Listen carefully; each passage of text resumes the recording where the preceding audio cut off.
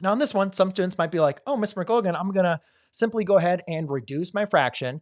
And then I always remember that my teacher taught us that whenever we're dividing, we just flip it and then we can go and multiply. So let's kind of work through it the slow way.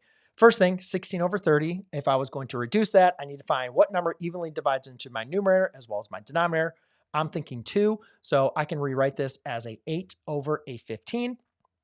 And then divided by 4, I can rewrite that as a fraction, as 4 over 1. So that's going to be the same thing as 8 over 15 times a 1 over a 4.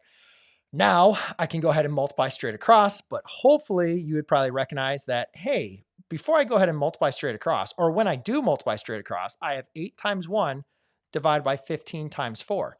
I can now actually divide those or simplify this. Divided 4 evenly divides into 8 2 times.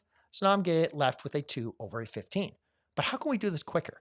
What is a little tip? When we have a fraction divided by an integer, what is that going to do?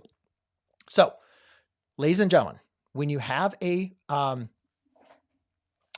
fraction divided by an integer, all you simply need to do is take the numerator of your fraction and divide it by that value. When you take the numerator of a fraction and divide it by the integer, that is going to divide that fraction. Now again, we're looking for this answer of 2 over 15.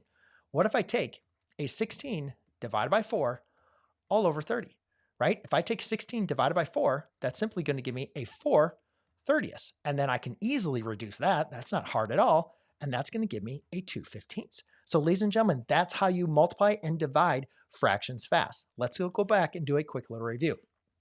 When you have a fraction and you need to multiply it, you can either multiply the numerator by that number or divide the denominator. When you have a fraction and you want to divide it by a value, you can either divide